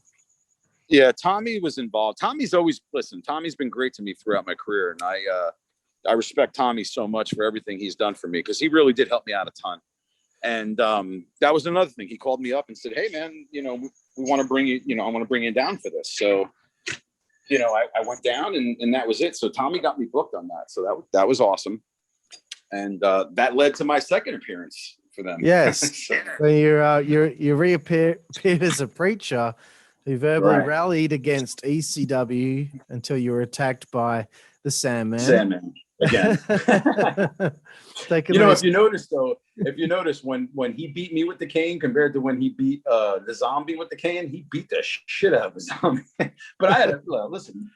I go way back with Sandman. That was one of my travel partners, man. I love that. I love that motherfucker. So these are two little appearances that you do there, I guess, because I got to get my charger for my phone because my phone's going dead. So. That's cool, bro. Go ahead. Yeah, go ahead. But yeah, you make these two appearances. It's June 20th, and then the second one's July 4th on Independence Day. Was it because you had the full-time job that maybe, you were just only going to be doing these couple of shots? You weren't going to be brought in to be a part of the WWE CW roster? Well, that's the funny thing. So I went in. Let me plug this thing in. Give me 1 second. Let me plug this. My friggin' battery's gonna die already. So that's the funny. So I go and do the second shot there, and the same thing. Tommy brings me in for that and tells me all about it. But I go do it, and both times, Vince was at ringside with us while we were, going over everything he wanted done, and I had a lot of interaction with Vince both times, but that day specifically, man.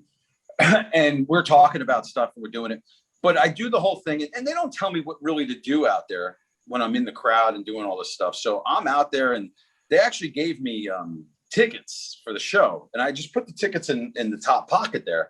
I do my whole spiel and, Sandman comes over to me and we're kind of going back and forth with stuff. And I whip out the tickets and I'm like, I'm supposed to be here. I got tickets. And, like I said, none of that was planned. That's just me being me. Yeah. apparently Vince fucking loved that. And he went fucking crazy on headset. So everyone else that's on headset totally knew that he was just eating this whole angle up. He loved everything that went on. Right. So after the show, that wasn't after the show, right? They walked me out the arena. So I didn't go through the curtain. They walked me out through the building. And Paul meets me. And Paul goes, "You need to go see Vince right now." And he brings me to Vince. Vince McMahon sees me, fucking hugs me. That was fucking great. That was fucking awesome. He loved it. He was marking out for me, which of course I marked out in return because fucking Vince McMahon. Yeah. So apparently all the people that work behind the scenes, cameramen, the fucking everyone, the writers, they all thought that I had a job and I was part of the show. Because the very next week, they're at the writers' meeting and they wrote me into the fucking TV show. Oh, shit. Tommy Dreamer calls me up and he goes, "Hey, man, we got a problem." And I go, "Well, what's going on?" He goes, "You're booked on the show tonight." And I go, "Tommy, I'm in fucking home. You guys are in like Chicago or something." I don't remember where it was, but you know, he goes, "Yeah, I know." I go, "Okay." He goes, "Yeah, I told them that you're not you're not a full-time guy. And if they want to, put you into these storylines, they need to fucking offer you a job." So I really thought that was it. Like, I'm like, holy shit. Listen, I love ECW. I love Ring of Honor. My main fucking goal was to get signed to a contract with the WWF. Right. So now my dream really is coming true. I thought to myself, I'm like, this is fucking great. And he told me everything that was supposed to happen. They wanted me to fucking be a manager for C.W. Anderson and Just Incredible. They were going to be the new Impact players, and I was supposed to be the manager. He laid it all out for me. So he brings me to TV. Now we're back in the city. We're doing the Manhattan's, not the Manhattan Center, fucking Hammerstein. The Hammerstein. So he brings me back in for that. I don't even know these fucking people. All the production people. Hey, Father, how you doing, Father? Everyone's talking to me because they all think that I fucking work there. So, yeah. So little to say, I was not on the show that night, and then that was it. That was really. It. So, oh yeah, man, shit. I had CW on the show a few months ago, and he was very disenchanted by his WWE CW experience, and they really fucked that up, man. They really fucked that up. And CW said that Tommy was like, it's going to be like the old days. We're just going to pick up right where we left off, and we're going to be doing the same loops in the same towns that we did beforehand. And then Vince saw one thing he didn't like, and then all of a sudden the dream was over. So that's it was, man. And if Vince just funded ECW, I mean, he was giving guys money to work there anyway. So to me, and this goes back to what we were talking about earlier, almost, just fund ECW. Let Paul run it. Let Tommy run it. Just fucking fund it so we can continue on with what we're doing. Yeah. And that would have been the answer, I think. That really would have been. Just don't even be part of it. Just fund it. Let us do what we're doing. Yeah, just leave it alone. Let it be its own thing, and throw in some of those guys that you want to bring to the main roster one day. Those new blood guys, and I'm sure Tommy and Paul will find a way to do something good with them, like they did back in the day when they had Droz come in and all these other guys come in. Vic Grimes, he's under contract, but he's in ECW. Yeah. Akam Albrecht was signed by them, but worked in ECW. Droz there was a bunch of guys. Al Snow. Exactly. All these guys were, just do what was happening before, because it was obviously working. But anyway, it is what it is. That was the final, is what it is, man. That was the final straw for me, and I don't think I really watched a lot of WWE since then, because it was like the third strike and you're out for me. I was done. I know. They let me down. Listen, wrestling's not what it was. It's never going to be what it was, And nah. The way I look at it now, it's like you can either be a fan of what they have out there and just accept it for what it is, or you can be bitter and just fucking talk shit all the time too. I kind of choose to be in the middle somewhere. Like, I'm a little bit, I don't want to say I'm bitter, but I guess I'm a little bitter towards some of it. And, Other stuff is okay. I don't mind watching some of this other stuff, but I don't watch wrestling as much as I used to anymore because it's just really has lost so much. Neither do I, man. And we reviewed, like, I've got 3 other guys on our network, and we reviewed the latest AEW pay-per-view, and we were not happy with a lot of it. And so the opposite of how Dave Meltzer feels about it. Yeah, I'm more along the lines of how Jim Cornette feels about it. I'm not quite 100% with Jim Cornette, but I'm a good percentage with Jim Cornette, probably 95. Yeah, man. Because like the thing with me is like I don't want to be the bitter wrestling fan that just shits on everything. But I remember what I saw, and what I'm still watching now is the stuff from back in the day. That's all I watch.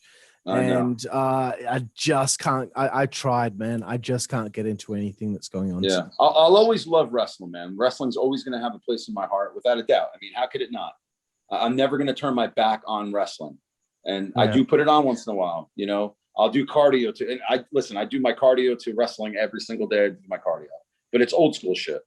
I was enjoying NXT for a while. One of my guys, Bobby Fish, you know, I trained Bobby, and you know, I enjoyed watching him, and, you know, but I can't watch the monitor thing. I can't watch those heads on a screen the way they are. Like, they need to get people back in, which I know they're doing. And I know WrestleMania is going to be their big, you know, hey, you know, here's all our people again. Here's our fans. I know that's what they're waiting on. But man, I can almost enjoy AEW a little bit more because they have some fans in there. Yeah. And, you know, I don't enjoy any of it, I guess, at this point, but I can do cardio to it. Let's put it that way. I'm the same, man. I can't enjoy it without the fans. Wrestling just doesn't work without fans. It doesn't. Too weird for me because it's all about almost listening to the weird, man. Yeah. Anyway, back to you. Yeah. So I'm talking about 2006 here, but I'm fast forwarding to the 19th of May 2018. It's at Go Wrestle, the GW Powerweight title, no disqualification match. Tony the Black defeats Tony DeVito to win the championship. It's GW episode 62 in Sunshine Park Mall in Daytona Beach, Florida. From my research, that is your last match. Is that correct? Yeah, I'm pretty sure that is my last match until tonight, when I make my return to the 5-year anniversary at Go Wrestle. Are you serious? I'm serious. No way. Because the next question I had was, is Tony DeVito done in the ring? No, I'm coming back tonight. So what year was that? 18? 2018, yeah. Yeah. So it's almost 2 years, or it's been 2 years? It's nearly 3. So that was in 3? Fuck. Yeah. See, I told you I got hit in the head too much. It's 2 months away from it being 3 years. Yeah, I'm doing the show tonight for their 5-year anniversary, and April 8th, myself, Loc, and New Jack are the main event for ICW in Tampa for WrestleMania week. Really? So, fantastic. Yes, we are, man. News, bro. It's good to see you. Me, Loc, and New Jack on the same team. Right. What made you have the thought process that, hey, okay, it's been a few years, I'm going to get back out there?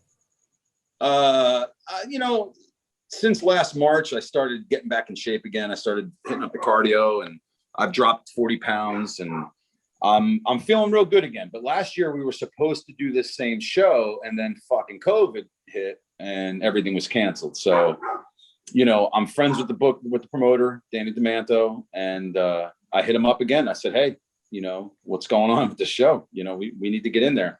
And he was all for it. So he's a good dude, man. He's a good dude. So his style's a little different than what I'm used to, even for ECW standards. But I don't know if you've ever seen his shows.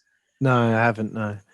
So you got to check him out. It's no holds barred. It's like he does all this crazy shit. They do a lot of death match wrestling, and he does like this pit fighter wrestling, and he does he's trying to get through the whole pandemic any way he can, and I think he's done very well with it.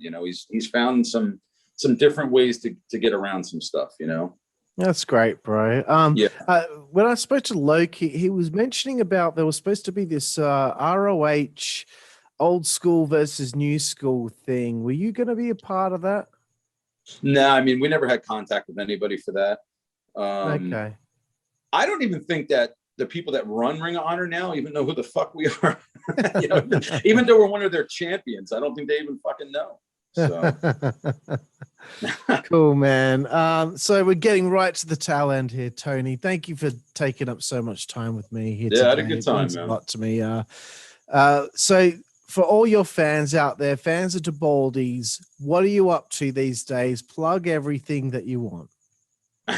Well, I guess I plugged the couple things already. You know, tonight, Go Wrestle, their 5-year anniversary. April 8th, I'm doing that show in Tampa for ICW, No Holds Barred. That's a then and now right now also. That's what he's calling that, then and now. There's a couple of old guys like us, I guess, that are doing this show against some of these new guys. And I plan on beating the fuck out of some of these guys. I'm going to tell you that. Right. You know what? I think that's what Loc meant when I interviewed him, then and now. I think that's what he said. Yeah, that's what that one is. I think I got it mixed up with Ring of Honor. My bad. No, but there was a Ring of Honor one. They were going to do something the same way. Okay. And then COVID hit and they canceled that too. Because I know like John Walters was supposed to do it. I know Xavier was supposed to do it. And there was a couple guys I know that were doing that show, but we were never contacted about it. But this one we are. This is a then and now. That was called something else, but it was similar to the name. Right. It's pretty similar. Okay. So, but they didn't get to do it, so ICW's doing it. Cool, bro. Second last question before 5-second frenzy. Is there anyone from your time in wrestling that you wish you could have worked with that you didn't get to? I mean, I've worked with so many guys, you know, that were good. I've worked Shawn Michaels, and I've worked The Undertaker, and I've worked Owen Hart, and I've worked Bob Backlund, and I've worked RVD. I wish I could have worked with these guys more. You know what I'm saying? I don't know if there's necessarily one guy that I said, you know, that I was like, oh man, I wish I got to do that. You know, I worked with Mr. Perfect. You know, I worked with a lot of fucking good workers, man. So it's really hard for me to say. I would say, like, I wish instead of just doing a TV match with some of these guys, I got to work a legit match with these guys. Right. Makes sense. You know, which I actually did with like Raven. I'm gonna tell you what, I worked a house show and he was Johnny Polo at the time, man. And that was before the whole Raven thing. But I'll tell you what, dude, I worked a house show with him and I knew that, like, he was fucking good. He was so good at that point. And people probably knew it, but they didn't know it. Like, they didn't know it there. They just thought he was, you know, Johnny Polo. They didn't look at him as a worker. God damn, he's fucking good, dude. Especially back in those days. He was fucking good. And that one match, I wish I could have worked with him more at that time because he taught me so much in that one match. Right. Man, if I got to work him all the time, how good could that have been? Yeah, it would have been like a turtle lesson. Yeah. And fast tracking to even more greatness. Yeah, no doubt. Last question before 5-second frenzy, Tony DeVito. Do you have any regrets? I told you before, I have no regrets, man. I've loved every aspect of what I've done. I really have. Happy to hear it, bro. That's one of my favorite answers to hear. When, it should be the only answer. Regrets. Yeah. That should be the only fucking answer. Some of these guys are too fucking bitter, dude. And they're too bitter. They look at it fucked up, man. Just look at it for what it was. I had a great ride. I had a good fucking career. Did I achieve everything I wanted to do? No. But I don't fucking regret it, and I loved every moment of it. That's great, bro. I remember seeing an interview that King Kong Bundy did with Sean Oliver from Kayfabe Commentaries, and Sean put something in perspective in a way that I don't think Bundy had ever thought of because he was so bitter about things. Mm-hmm. But then when Sean put it in this way, I think he was like, oh man, I think maybe 20 years of my life I've spent being mad about something that I probably shouldn't have, and I should have appreciated. Yeah, for what reason? Yeah. Anyway, Tony, look, 5-second frenzy is our final segment. It's to get to know a little bit more about you and other things you like in life, but there are a couple of wrestling questions. All right. So, are you ready? Let's do it. Okay. Tony DeVito, who is your favorite wrestler? Man, I would say it's got to be Hulk Hogan. Brilliant. That was my childhood right there. Paul Orndorff, Hulk Hogan, Piper. Yeah. Fucking doesn't great. Get any better, man. Fucking great. Favorite opponent over the years? Probably Chris Chetty. Cool. Which is, it's probably not an answer, everybody. looks at. But That's the first time I've had that one, but he was yeah, very, very good, very smooth. Favorite match you've ever had? I know this is a tough one for a lot of people. It's not. It was RVD and Kid Cash, man. We did one on TV with them, and it was fucking good, really good match. I'd say it's got it. That was one of my favorite ones, and then probably the TV match I had with Jerry Lynn. Awesome, bro. Awesome. Yeah. We've had Lynn a few times. Okay, getting away from the wrestling. Favorite book? So right now I'm reading this thing called Fast This Way, and it's by this guy called Dave Asprey. And I told you for a year now I've been on a better track of my life and losing weight, but I've been fasting. I do intermittent fasting now, and this guy is real knowledgeable about it. So I would say maybe that. There was also this book called The Wild Diet, and he was another guy that was very similar to this dude. So I'm into that shit right now. Right, cool, man. I might need to message you a little bit about that afterward, because it's good that the camera only goes to here, because down here is an absolute nightmare right now. I used to have a teenage girl's body, bro. Yeah, well. Favorite TV show? The Office. Oh, bro, great. American version. Yeah, me too. Every time I'm eating lunch, I watch The Office. But it's hard to say, man, because I love so many. I love Parks and Rec. I love The Office. There's so many that I loved. I love King of Queens. I love Seinfeld. But great stuff. Man. Yeah, good stuff. Actually, am I wearing them? Oh, I'm gonna have to pull my leg up here. I'm wearing Seinfeld socks right now. Nice. So yeah, nice. There's so many good, so many good shows throughout these years, bro. Yeah, bro. Favorite film? Lost Boys. Very good. Very good decision there. Great fucking movie. Favorite musical artist? Billy Joel. Awesome. Yes. Billy Joel on that genre, and then Metallica the other way. Brilliant, bro. Brilliant. I love it. I'm a big metal guy. And I like glam hair metal as well. Nice. Favorite food? Pizza. We get that a lot with wrestlers. I'm a fucking guinea, bro. I'm a fucking pizza guinea and steak, man. Well, I mean, this is why I wore my Sopranos. That's right. You got the bada bing. I like it. I knew it, bro. You know what? You appreciated the shirt more than Big Vito did. Oh yeah, that's because these other people they're fucking mutts. They don't know nothing. These other people. Favorite place to eat on the road? Waffle House. We get that a lot too. How could you not, dude? You can eat like absolute garbage, or you can actually eat pretty healthy there too. People just don't know it. Right. We don't have Waffle House in Australia, but when I make it over there one day, I'm definitely going to partake. It's fucking great. It's filthy, and the dirtier the better. We used to stay at in Georgia, just real quick. Yeah, we'd stay in Georgia, and it was Atlanta, and we stayed in the Ramada, and it was called the Dungeon. And everyone from WCW knows about this place. ECW guys know about this place called the Dungeon. And on premise in the same parking lot was a Waffle House, and it was the filthiest fucking Waffle House you have ever eaten at. And the people working there were atrocious, and it was fucking amazing. Who would have thought a wrong would make such a right? Right. Okay, third last one, Tony. Your favorite alcoholic beverage? I don't drink alcohol. 420 for me all the way. Right. Okay. Fair enough. That's cool. The devil. Alcohol's the devil, bro. No, well. It's been an angel to me tonight. I've been really enjoying this red wine.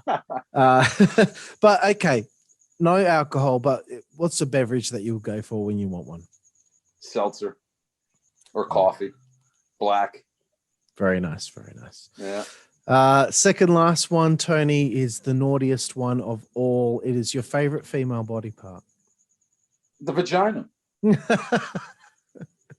Fantastic. Or the mouth. And the last one, Tony, you've cursed a lot on the show. I have too, because I'm fucking Australian. What is your favorite curse word? Fuck. Yeah. Thought so. I think that's everyone's. I think most people say fuck. or motherfucker. Yeah, we get motherfucker's motherfucker, we good. get fuck. Sometimes we get cunt. I love cunt, but it's just everyone shits on cunt, and I don't understand it. It's weird. Americans seem to get really. You said Very cunt. Like offended. in Yeah, these women Australia, get offended. cunt means mate. Like, oh yeah, he's a good Right. cunt. He's a good cunt Right. guy. If you go to someone, Right. hey mate doesn't mean mate here. Sometimes mate can mean like, hey, you're out of line. Right. Cunt is And way it- better. Anyway, Tony, that brings us to the conclusion, the end of the interview.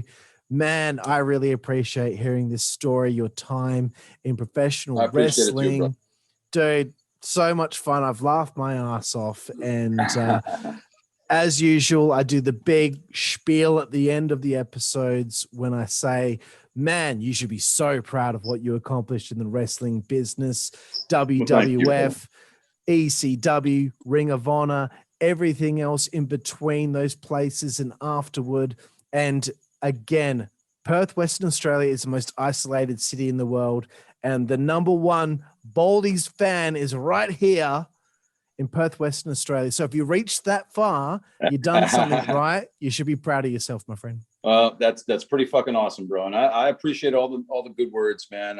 I've worked my ass off to get where I was. And like I told you, I don't regret anything, man. It's fucking been great. What a ride. Awesome, bro. And once I'm done signing off on the show, I just want to talk to you for one more minute and then I can let you go. But again, Tony, thank you so much. Thank you, brother.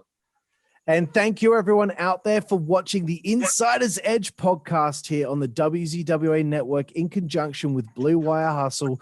I am your host, Karlifornia and Fury, alongside my friend, new friend, Tony DeVito, and we will see you next time. Thank you.